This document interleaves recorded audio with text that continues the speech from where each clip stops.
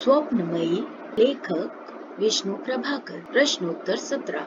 नियत समय पर पत्र न पाकर अलका ने लेखक से आकर क्या कहा और लेखक के जवाब से उसने क्या प्रतिक्रिया किया। नियत समय पर पत्र न पाकर अलका ने लेखक से आकर कहा कि आज उनके पत्र नहीं मिले। क्या कारण हो सकता है? लेखक ने उसे कहा कि शायद वे जेल चले गए होंगे। इस पर अलका कांप उठी और बोली कि अखबार में तो ऐसी कोई खबर आई नहीं। जिस पर लेखक ने कहा कि वह कोई बड़ा आंदोलन नहीं है जिसे अखबार वाले छापे। लेखक ने अलका के पिता को पत्र में क्या लिखा, उसका क्या परिणाम निकला? लेखक ने अलका के पिता को पत्र में याचना करते हुए लिखा कि वह अलका को इस मार्ग से लौटाने की चेष्टा करे, पर जब तक पत्र पहुंचा वे जेल जा चुके थे। उसके जवाब में अलका की माँ का पत्र आया जिसमें लिखा था कि अलका तुम्हारे साथ है, हमारा उस पर कोई अधिकार नहीं। लेखक ने किसको छोटा समझा था जो अब अचानक बड़ा बन गया? लेखक ने उस आंदोलन को छोटा समझा था जो अब अचानक बड़ा बन गया। लेखक ने बड़े बनते आंदोलन की खबर को अपने घर में प्रवेश करने से रोकने के लिए क्या किया? अलका ने उस पर क्या प्रतिक्रिया दी? लेखक ने बड़े बनते आंदोलन की खबर को अपने घर में प्रवेश करने से रोकने के लिए 2 दिनों तक उन समाचारों को अपने तक ही रोके रखा। उसने अलका को सुदूर दक्षिण के सौंदर्य के रस में डूबने के लिए या उत्तर के हिम प्रदेश में प्राणायाम की अलख जगाने के लिए चलने का प्रस्ताव दिया। इस पर अलका ने उस अप्रत्याशित दिलचस्पी का रहस्य जानना चाहा।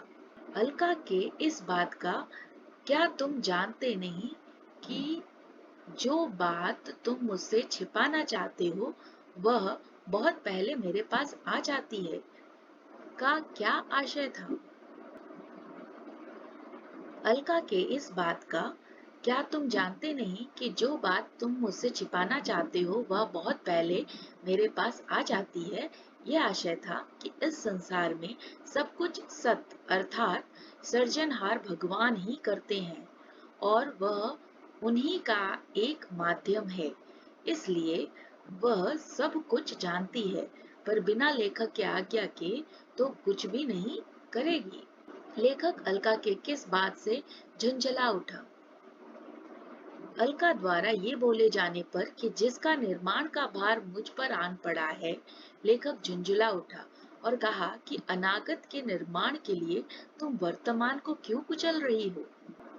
अलका ने अनागत और वर्तमान के बीच क्या संबंध बताया?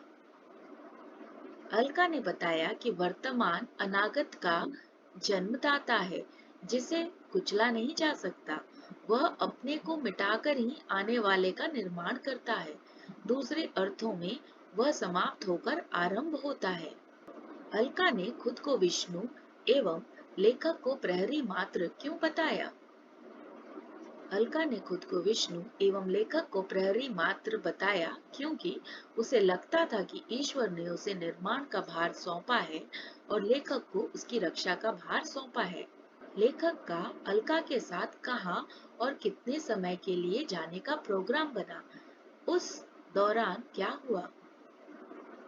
लेखक का अलका के साथ 2 महीने के लिए उत्तराखंड जाने का प्रोग्राम बना, पर वे बीच में ही व्याघात यानी बाधा के कारण बद्रीनाथ से ही वापस लौट आए। अलका को मनुष्यों के अभाव वाली पर्वतीय प्रदेश क्यों प्रिय थे?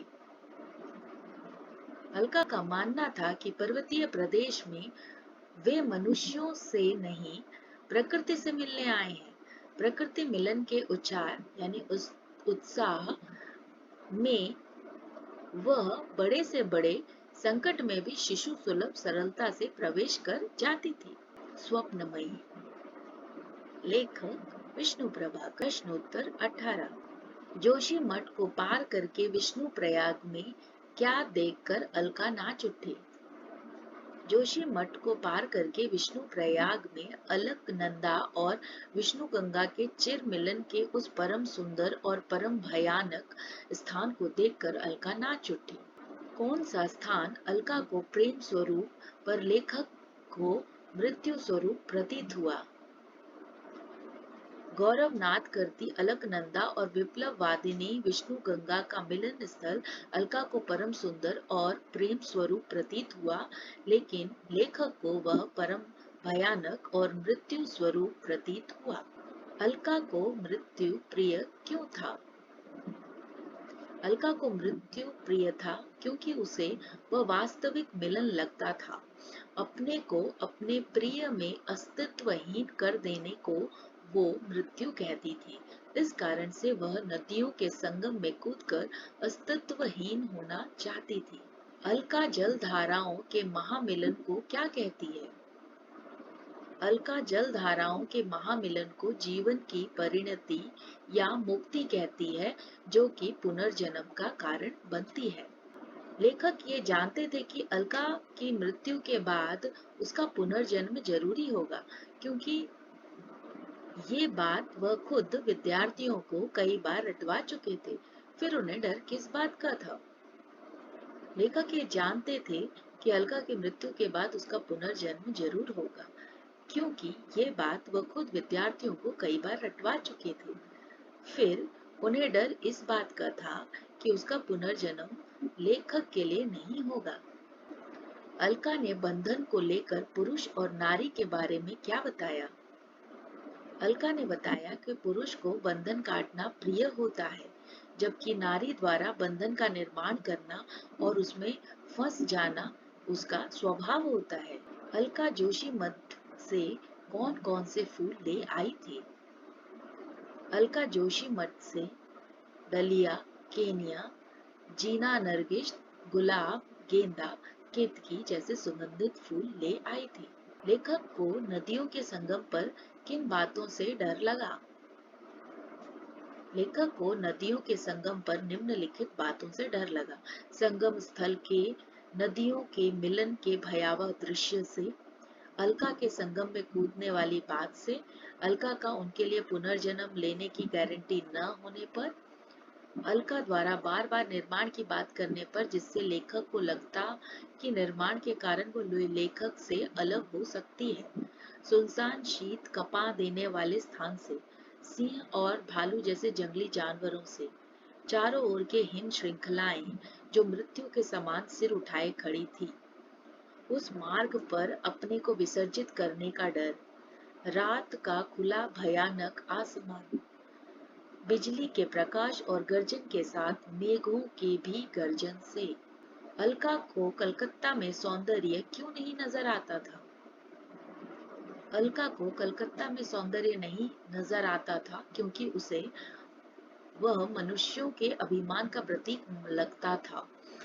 ये अभिमान सारे सौंदर्य को नष्ट कर देता था। लेखक के किस सत्य के अनावरण से अलका नाच उठी? लेखक के इस सत्य के अनावरण से कि प्रकृति माता है, तुम भी माता हो, अलका नाच उठी। स्वप्नमयी। लेखक विष्णु प्रभाकर। प्रश्नोत्तर 19। कितनी दूरी तय करके वे बद्रीनाथ पहुंचे? 19 मील की दूरी तय करके वे बद्रीनाथ पहुंचे। नारायण पर्वत पर अप्सराओं और अलका द्वारा किए जाने वाले नृत्य में क्या अंतर था? अप्सराएं नारायण पर्वत पर नारायण को रिझाने और ऋषियों की तपस्या भंग करने के लिए नृत्य करती, जबकि अलका तप का वरदान पाने के लिए वह नृत्य करती। नगर के नगरवासियों को उनसे क्या शिकायत थी? लेखक का क्या जवाब होता? नगर के नगरवासियों को उनसे ये शिकायत थी कि आप मैदान के लोग पहाड़ों में इस तरह कूदते क्यों हैं? लेखक उनको जवाब देते, क्योंकि मैदान में कूदने की को कुछ नहीं रहता इसलिए। वसुधारा के उबड़ खाबड़ मार्गों पर और अलकनंदा के उस पार वे किन जानवरों को ढूंढ रहे थे?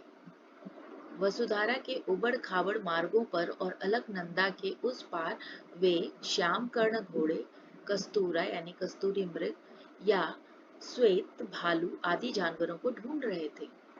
अलका वसुधारा के किस गप की बात के सही होने की पुष्टि लेखक से चाहती थी? लेखक ने क्या जवाब दिया? वसुधारा की धारा उन्हीं व्यक्तियों का अभिषेक करती है जो वर्णशंकर नहीं होते। इस गप की बात के सही होने की पुष्टि अलका लेखक से चाहती थी। लेखक ने उसे कहा, निश्चय रहो, वह धारा अवश्य तुम्हारा अभिषेक करेगी। अलका को उस प्रदेश से क्यों प्रेम था? अलका को उस प्रदेश से प्रेम था क्योंकि वहां सौंदर्य के साथ साथ भयानकता में भी एक आकर्षण था। वहां हिंसक पशु थे तो औषधियों की लताएं भी थी। उत्तराखंड में अकस्मात मिले गेरुए वस्त्रधारी और रहस्यमय सन्यासी ने उन्हें क्या कहा?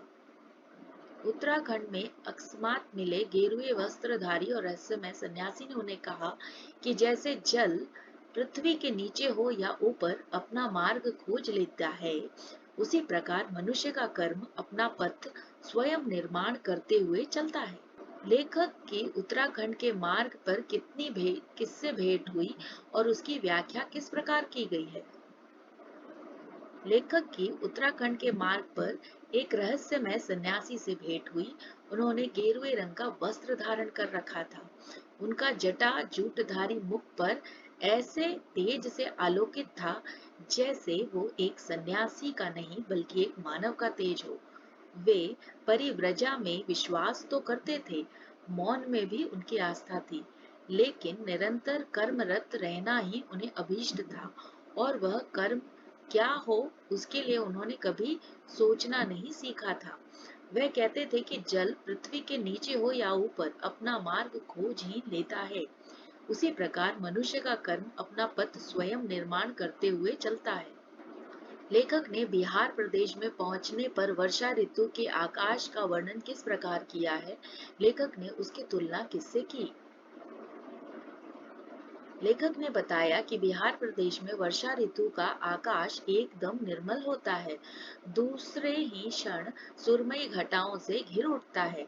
तीसरे क्षण वे मादक घटाएं अपने भयंकर अट्टहास से प्रकृति के साथ युद्ध में रत हो जाती है। लेखक ने उसकी तुलना उनके भाग्याकाश यानी भाग्य के आकाश से की। किस प्रदेश में अलका को लेखक ने सीट पर नहीं पाया और उन्हें क्यों नहीं पता चला?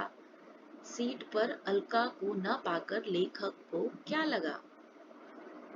बंगाल प्रदेश में अलका को लेखक ने सीट पर नहीं पाया क्योंकि वो सो रहे थे। सीट पर अलका को न पाकर लेखक को लगा कि वह बाथरूम गई होगी। स्वप्नमयी। लेखक विष्णु प्रभाकर। प्रश्नोत्तर 20। लेखक को गाड़ी के उस छोटे से डिब्बे का अनावरण करते हुए देख गाड़ी में उनके साथ यात्रा करते एक परिवार की भद्र महिला शेफाली ने उसके पास बैठकर क्या पूछा? लेखक को गाड़ी के उस छोटे से डिब्बे का अनावरण करता देख गाड़ी में उनके साथ यात्रा करते एक परिवार की भद्र महिला शेफाली ने उसके पास बैठकर पूछा, क्या वे अपनी पत्नी को खोज रहे हैं? पति होकर भी पत्नी को शायद पहचान न पाए। अब तक पतित्व ही जानते रहे, अपनी पत्नी को नहीं पहचान सके। गाड़ी में मिलने वाली भद्र महिला कहाँ की रहने वाली थी और लेखक से उसके बारे में क्या पता चलता है? गाड़ी में मिलने वाली भद्र महिला शेफाली असम प्रदेश की रहने वाली थी। लेखक से उसके बारे में यह पता चलता है कि उसके सारे रंग रूप पर काम रूप की छाया थी, अर्थात वह बहुत सुंदर थी। भद्र महिला शेफाली ने नारी के किस रहस्यमयता के बारे में बताया? भद्र महिला शेफाली ने बताया कि नारी रहस्यमय होती है, जानना चाहती है तो नीचे के 7 लोगों के भी नीचे उतर जाती है और उठना चाहती है तो ऊपर के 7 लोगों को भी चीरकर अनावरण कर देती है। लेखक के पूछने पर कि अलका कहाँ गई, उस महिला ने क्या जवाब दिया? लेखक के पूछने पर कि अलका कहाँ गई, उस महिला ने जवाब में कहा कि इसका उत्तर उस सन्यासी से पूछना चाहिए। अलका के असाधारण होने के पीछे क्या कारण था? अलका के असाधारण होने के पीछे का कारण का लेखक द्वारा उसको पीछे से दिए जाने वाला समर्थन था। लेखक के घर आकर शेफाली ने क्या किया और कौन सा रहस्योद्घाटन किया? लेखक के घर आकर शेफाली ने अलका के प्रत्येक वस्तु को, प्रत्येक गतिविधि को एक वैज्ञानिक की भांति परखा और जब वह कार्य समाप्त हो गया तो एक दीर्घ निश्वास खींचकर कहा, भाई, तुम्हारे वंश में जो नया मानव आ रहा है वो निश्चय ही अद्भुत होगा। अर्थात लेखक के यहाँ संतान आने की बात का रहस्योद्घाटन किया। शेफाली के लेखक के घर से जाने के बाद लेखक की क्या मनोस्थिति थी? लेखक ने क्या किया? शेफाली के लेखक के घर से जाने के बाद लेखक पिंजड़े में घायल पक्षी की तरह तड़प उठे। क्रोध और अपमान की पीड़ा से उनकी शिराएं कांप उठी। लेखक ने अलका को रात रात भर जागकर लंबे लंबे पत्र लिखे, पर उसे अलका तक पहुंचाने का सामर्थ्य नहीं जुटा पाए। यात्रा के परिचित सन्यासी को देखकर लेखक के मन में क्या आया और लेखक ने क्या किया?